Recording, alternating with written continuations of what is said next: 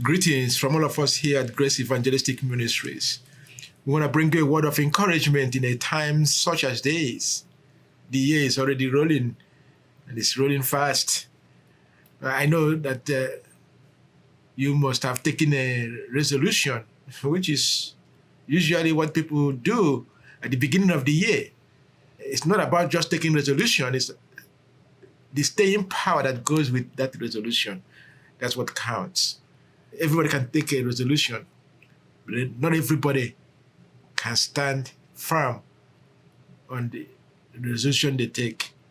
And so I want to encourage you this hour. Encouragement is very powerful. It is so powerful that the Bible itself puts it for us to do. It's encourage one another.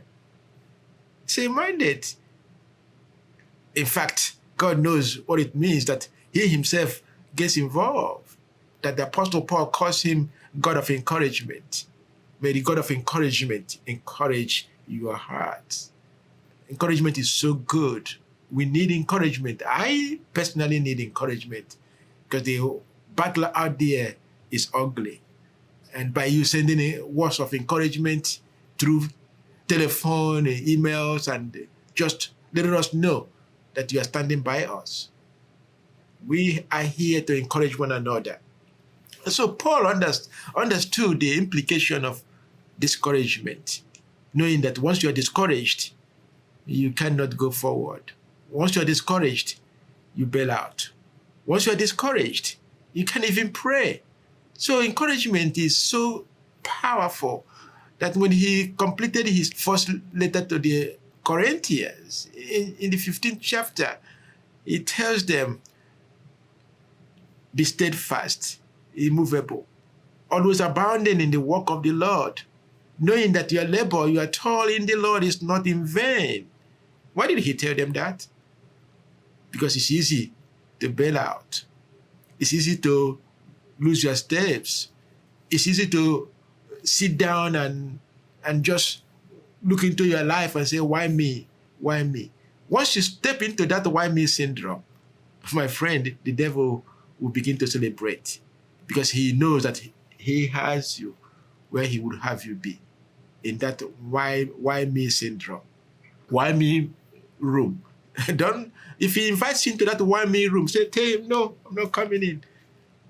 Don't even enter, because once you enter, you're going to stay there for a long time thinking about your life, and instead of thinking about God's grace.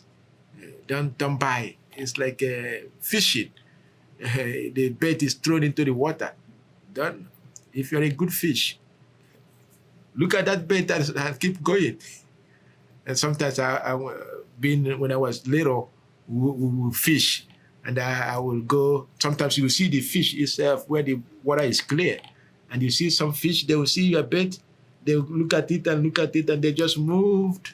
You say, that's a smart fish. It's like, I know what you got there. I'm not eating.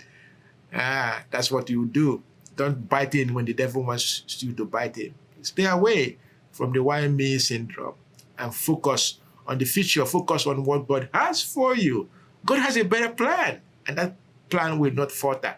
And so Paul knows there's a reward that comes along when we are steadfast, no matter what. And he tells the Galatians the same thing in Galatians 6:9. He tells them, don't be weary in well doing, for you will receive the reward if you do not grow weary. If you don't get discouraged and bail out, there's a reward that God has in store for you.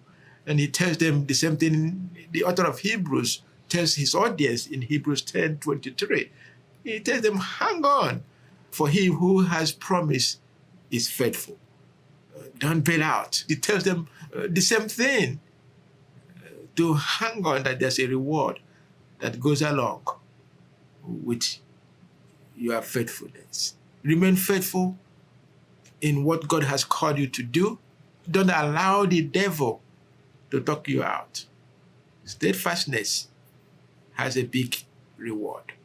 As the year rolls by, be watchful, because the devil will want to move you out from where you have taken your stand. Don't let him win this battle. Be steadfast and immovable, always abounding in the work of the Lord, knowing for sure that all you do has a price. Until next time, may God richly bless you, my beloved.